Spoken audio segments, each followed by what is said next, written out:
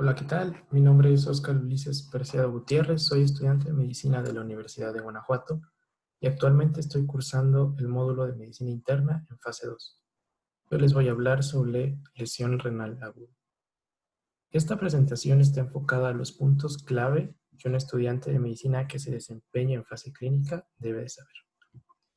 Por lo tanto, los objetivos de aprendizaje serán definición y clasificación de la lesión renal aguda, sus causas, el abordaje que debe de llevarse a cabo en un paciente con lesión renal aguda y generalidades del manejo.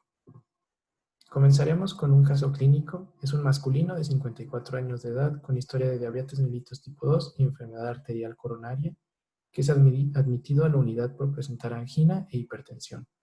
Su dolor se controla con nitroglicerina y es tratado con aspirina, betabloqueadores para su frecuencia cardíaca e IECAS para su hipertensión. Las enzimas cardíacas se reportan como normales y la angiografía no muestra lesiones significativas. Se queda en la observación y el día siguiente se encuentran los siguientes hallazgos. Uresis de 200 mililitros en 24 horas. El paciente se encuentra afebril con frecuencia cardíaca de 56 latidos por minuto y presión arterial de 109/65. Sus venas del cuello no están distendidas, el tórax no tiene hallazgos de importancia, frecuencia cardíaca y ritmo normales, sin soplos ni frote pericárdico. No tiene edema periférico y presenta pulsos normales en todas sus extremidades. Se le piden estudios de laboratorio que nos reportan lo siguiente. Sodio de 140, potasio de 5.3, cloro de 104, un BUN de 69 y una creatinina sérica de 2.9. Esta comparada con una creatinina sérica de admisión de 1.6. Por lo tanto, las preguntas de aprendizaje de esta sesión serán: ¿cuál es la nueva condición clínica del paciente y cuál es el siguiente paso diagnóstico?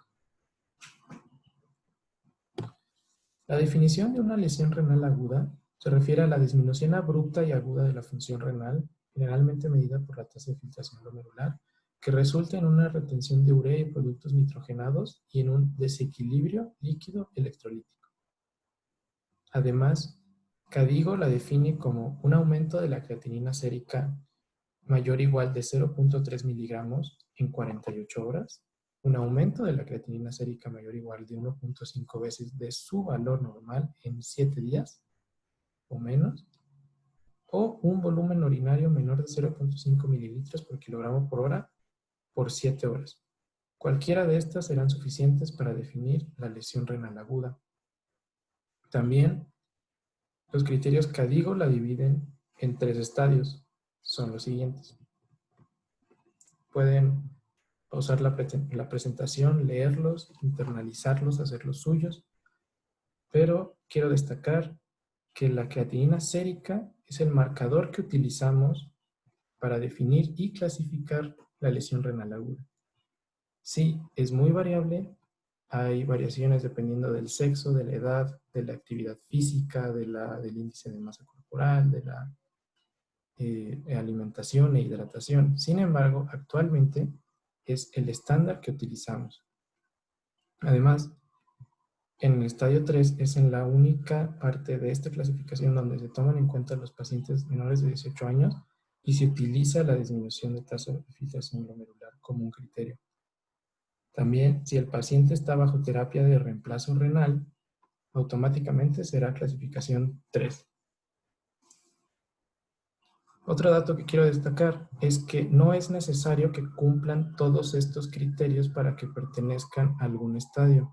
Si se fijan, todos son O. Por ejemplo, el estadio 3 tiene aumento de la creatinina sérica 3 veces su valor normal o un aumento de la creatinina sérica mayor de 4 o reducción del volumen urinario, etc. Entonces, simplemente con que tengan algún dato, automáticamente se puede hacer la clasificación. Las causas de lesión renal aguda las dividiremos en 3. Todo lo que está antes del riñón, o sea, el corazón y las arterias, y lo que está después del riñón, los uréteres, la vejiga y la uretra, y propiamente el riñón. Por lo tanto, son causas prerrenales, causas intrínsecas y causas porrenales. En las causas prerrenales hablaremos de cualquier cosa que afecte a la bomba, falla de bomba, o que en el trayecto existan obstrucciones, fugas o hipovolemia. Por tanto, la hipovolemia, la falla de bomba, situaciones de vasodilatación sistémica o aumento de las resistencias vasculares serán los principales mecanismos en la lesión renal prerrenal. Continuando con la porrenal, principalmente nos referimos a obstrucciones que pueden ser extrarrenales o intrarrenales. De las extrarrenales, la principal será en la uretra por hiperplasia benigna de próstata en los hombres. También una mala colocación de una sonda Foley puede ocasionar una lesión renal aguda como causa extrarrenal obstructiva y litos.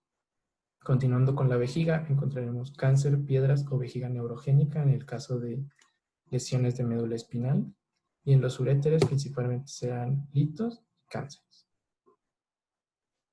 Lo importante de las causas intrínsecas es destacar las estructuras que están involucradas. Concentrándonos en la nefrona, las estructuras involucradas serán el glomérulo, los túbulos, el intersticio y la vasculatura intrarrenal. Cuando hablamos de glomérulos, principalmente nos referimos a glomerulonefritis, ya sea por infección o por alguna enfermedad autoinmune.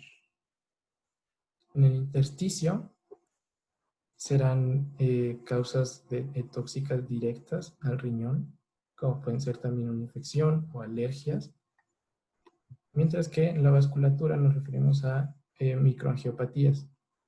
En las causas tubulares, la principal es una necrosis tubular aguda, donde hay un daño directo por las sustancias intratubulares a las células tubulares, y clínicamente su característica es que tiene tres fases. Una fase prodrómica, donde hay un aumento de la creatinina sérica; una fase oligúrica, donde la uresis cae súbitamente, el paciente empieza a retener muchos líquidos y frecuentemente es necesario que sean tratados con diálisis, pero después evolucionan a una fase poliúrica, donde ocurre todo lo contrario y ahora la uresis del paciente explota y ya no tienes que estar retirando líquido, sino que tienes que reponerlo con una terapia de fluidos IV agresiva. De las causas prerrenales las dividiremos en hipovolemia, falla de bomba, vasodilatación sistémica e incremento de las resistencias vasculares. En hipovolemia, hablando de hemorragia o una depresión de volumen, ya sea por diarrea, vómito, pérdida de tercer espacio en escenarios de un paciente con quemaduras. Falla de bomba principalmente está dado por una insuficiencia cardíaca congestiva, una fracción de eyección disminuida, disminución del gasto cardíaco después de un infarto agudo del miocardio, una embolia pulmonar. Y en la vasodilatación sistémica, un escenario muy frecuente son los pacientes que reciben medicamentos antihipertensivos. Además, la cirrosis con vasodilatación de la vena porta y disminución de la albúmina también es un estado de vasodilatación sistémica, donde además existe pérdida de tercer espacio. Y el aumento de las resistencias vasculares periféricas es importante en los pacientes que fueron sometidos a cirugía por el estrés que tuvieron y el exceso de AINES. En las causas prorrenales obstructivas, en las extrarrenales es importante la hiperplasia benigna de próstata, y la evaluación siempre será de abajo hacia arriba, iniciando en la uretra, continuando con la vejiga, luego los uréteres. Causas intrarrenales, la principal es la nefrolitiasis. Como se habrán fijado, en ambas explicaciones, en la diapositiva pasada y en esta, dejé la lesión renal aguda intrínseca para el final. Esto es, que como pueden ver, es la que tiene más etiologías y tiene los mecanismos más variados. Sin embargo, los puntos clave aquí son reconocer las estructuras involucradas, que principalmente son los túbulos, glómerulo, intersticio y la vasculatura. La lesión tubular es por isquemia.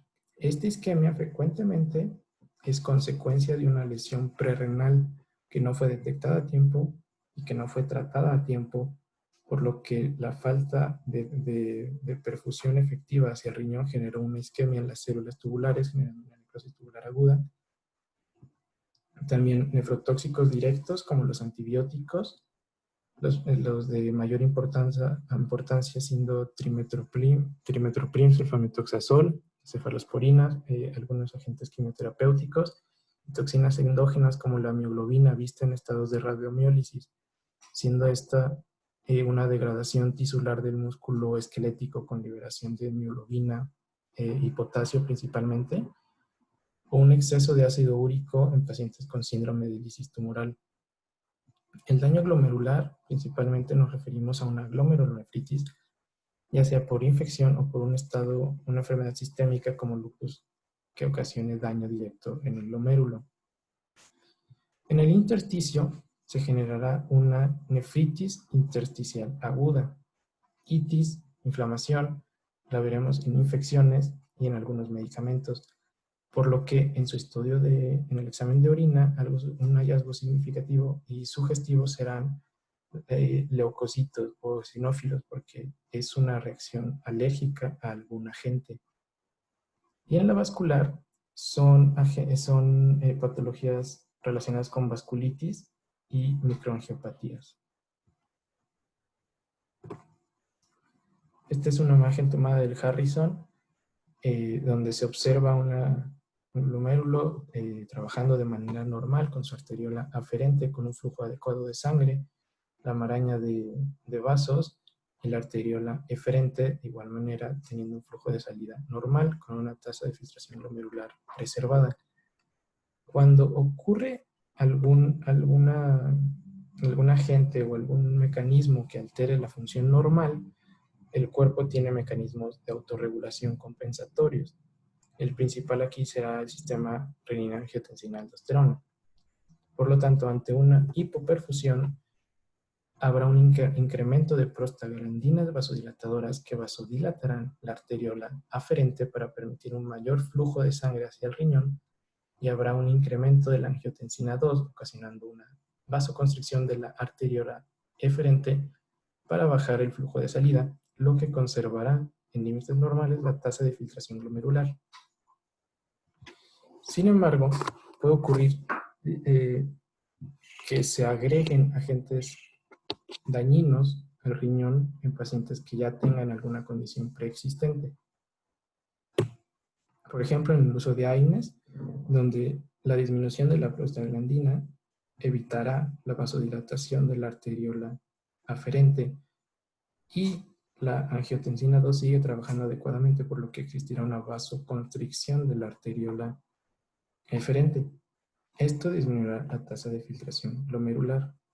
Otro escenario muy frecuente es pacientes bajo terapia antihipertensiva, donde el uso de IECAS o ARA2 ocasionan un incremento relativo en las prostaglandinas vasodilatadoras, pero la disminución de la angiotensina 2 debido a estos fármacos vasodilatarán e evitarán la función vasoconstrictora de la angiotensina.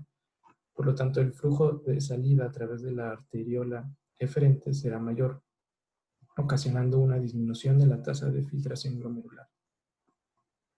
Estos mecanismos varían dependiendo de cada patología.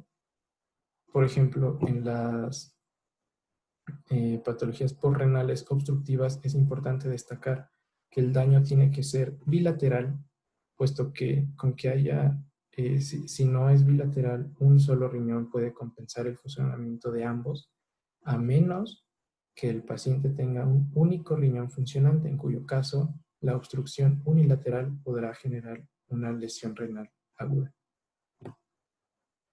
El abordaje de un paciente con sospecha de lesión renal aguda comienza con el aumento de la creatinina sérica, que es el dato con el que ya mencioné se basa la definición y la clasificación.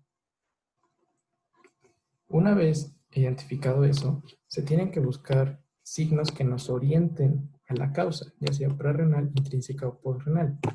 Siendo la prerrenal un estado de hipoperfusión, tenemos que sospecharla en pacientes con hemorragia aguda que hayan sido heridos por arma blanca, por ejemplo, con historia de diarrea severa, vómito, quemaduras por pérdida del tercer espacio, insuficiencia cardíaca congestiva, con una fracción de eyección disminuida ocasionando hipoperfusión renal, un gasto cardíaco disminuido por un infarto agudo del miocardio, tratamientos antihipertensivos y cirrosis que pertenecen a un grupo de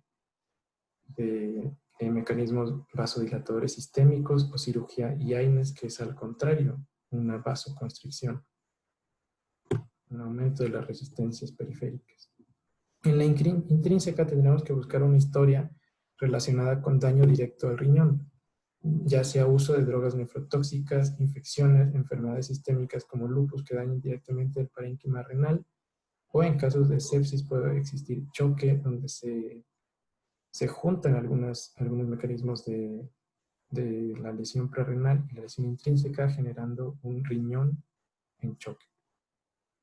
Y de la posrenal se podrá ser sospechada en pacientes masculinos de la tercera edad por hiperplasia urinaria de próstata, pacientes que tengan una colocación de sonda Foley inadecuada, o en cánceres y litos.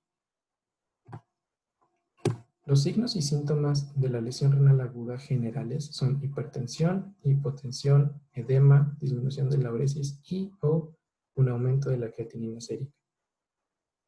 Es importante definir que la oliguria es menor de 0.3 mililitros por kilogramo por hora o menor de 500 mililitros al día, y la anuria es una uresis menor de 50 mililitros al día. Sin embargo, gran cantidad de pacientes son asintomáticos y son diagnosticados con lesión renal aguda o se sospecha lesión renal aguda porque se encuentra un aumento incidental en la creatinina sérica. Generalmente estos pacientes ya están hospitalizados y están recibiendo un seguimiento específico donde se les evalúan sus estudios de laboratorio frecuentemente. Además, el resto del cuadro clínico es relacionado directamente con la depresión de la función renal y la causa. Por ejemplo, tendrá un cuadro clínico de insuficiencia cardíaca los pacientes con lesión renal aguda prerrenal. Tendrán síntomas urinarios pacientes con lesiones posrenales, y se sospechará de lesiones intrínsecas cuando tengan una historia sugestiva de las mismas. El diagnóstico se sospecha primero con un aumento de la creatinina sérica, lo corroboras si es compatible con la definición, y posterior a eso, como el riñón lo que genera es orina, el primer estudio que tienes que solicitar será un uroanálisis. Todo abordaje diagnóstico de un paciente con lesión renal aguda debe de incluir uroanálisis. Además, se valorará el radiobuncreatinina, el sodio en orina, la frecuencia excretada de sodio, y ojo, si el paciente está recibiendo diuréticos, la fracción excretada de sodio no será útil, saldrá alterada. Por lo tanto, se tendrá que utilizar la fracción excretada de urea.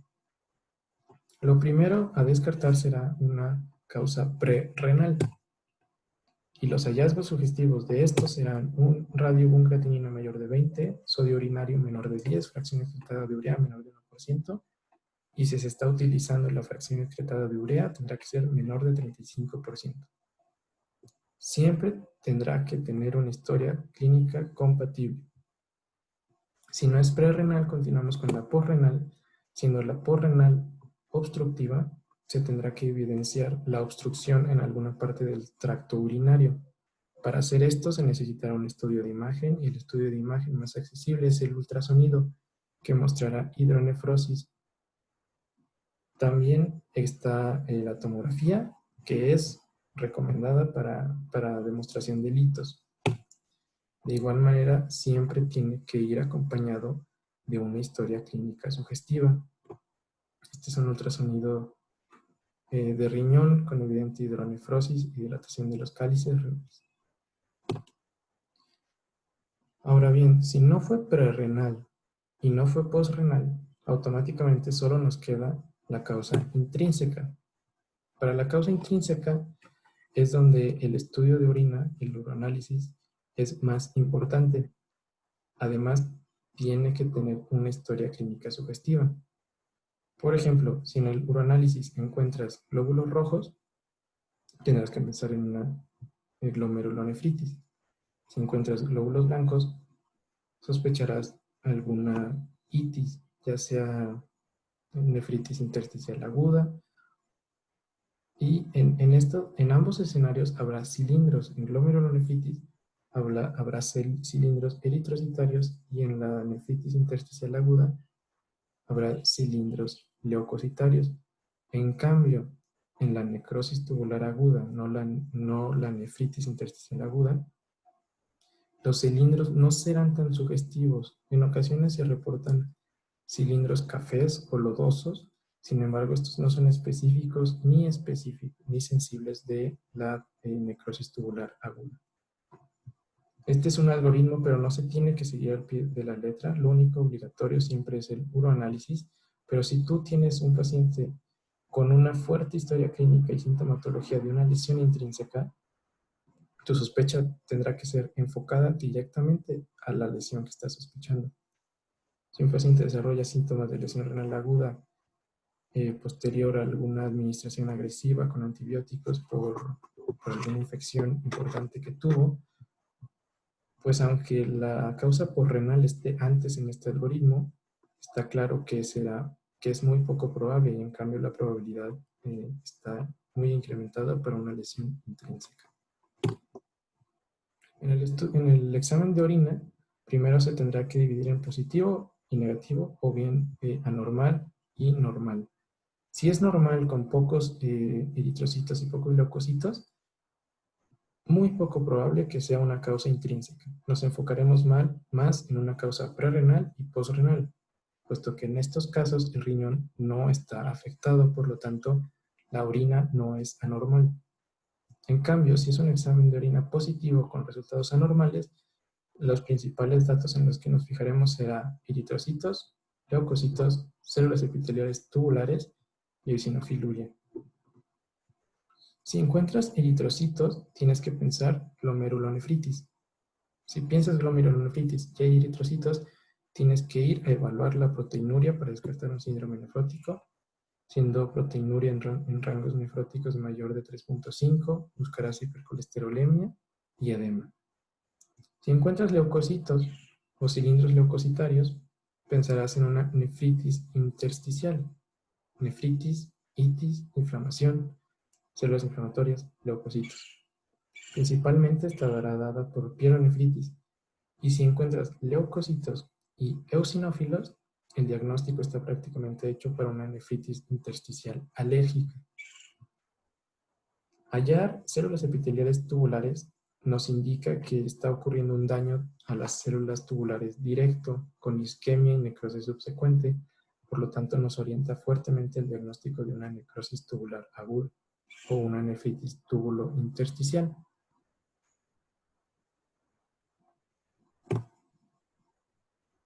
Como pueden ver, la lesión renal aguda es una enfermedad que tiene muchas causas, es multifactorial y tiene una fisiopatología muy variada. Por lo tanto, su manejo tendrá que ir enfocado a la causa subyacente. No es nada raro encontrar pacientes que tengan más de una causa de las que mencioné. Por lo tanto, tiene que ser un abordaje individualizado para cada paciente. Si está en un estado hipovolémico que necesita reposición de líquidos, el objetivo será conseguir un gasto cardíaco adecuado para mejorar la oxigenación tisular. Se prefieren los cristaloides y se iniciará con una terapia de 1 a 3 litros, siempre valorando la mejoría clínica. Pero ojo, hay que tener cuidado en no administrar líquidos en pacientes que tengan un estado hipervolémico. Por ejemplo, si en tu abordaje diagnóstico llegaste a la conclusión de que era una situación prerrenal, eso no equivale directamente a necesidad de reponer líquidos, porque una causa prerrenal únicamente nos habla de una disminución en la perfusión, no de un estado hipovolémico ni un estado hipervolémico. Puede ser uno o el otro. Entonces no hay que dar líquidos en pacientes con edema pulmonar y anuria, y no hay que darlo en pacientes con algún estadio de hipervolemia. Además, el balance hidroelectrolítico y el imbalance ácido-base se tiene que abordar específicamente dependiendo de los electrolitos que estén afectados. Y si se necesitan diuréticos, como en el caso de la fase oligúrica en la lesión intrínseca en la necrosis tubular aguda, se deben de preferir los diuréticos de ACE. Para concluir, tenemos que tomar en cuenta las indicaciones agudas de hemodiálisis o terapia de reemplazo de renal en pacientes con lesión renal aguda. Y para aprenderlo, existe una mnemotecnia, está basada en las vocales, es A, E, I, O, U. La A siendo acidosis metabólica severa, pH menor de 7.1. La E nos referimos a electrolitos, principalmente el potasio, muy severo cuando hay una hipercalemia mayor de 6.5 o una hipercalemia con signos y síntomas asociados, intoxicaciones de algunos tóxicos que necesitan ser removidos por diálisis, o de overload en inglés, que se refiere a sobrecarga de líquidos, como en la fase oligúrica, nuevamente de una lesión intrínseca. Y urémicos nos referimos a síntomas urémicos que se presentarán cuando el BUN supera un valor de 100. Y es fácil recordar los síntomas si vamos de arriba hacia abajo. Primero, sistema nervioso central, alteración del estado mental, náusea, vómito, sabor metálico en la boca. Luego, cardíacos, puede existir una efusión pericárdica, pericarditis urémica, derrame pericárdico urémico y posteriormente, más abajo, síntomas gastrointestinales. Entonces, respondiendo a las preguntas de aprendizaje de nuestra sesión, ¿cuál es la nueva condición clínica del paciente? Bueno, pues el paciente tiene datos consistentes con la definición universal de lesión renal aguda, clasificado según CADIO como estadio 1. ¿Y cuál es el siguiente paso diagnóstico? Bueno, como ya lo vimos, todo abordaje diagnóstico de un paciente con lesión renal aguda inicialmente debe incluir un uroanálisis. Con esto concluimos la sesión. Estas son algunas lecturas recomendadas para este tema y espero que les haya sido de utilidad. Muchas gracias.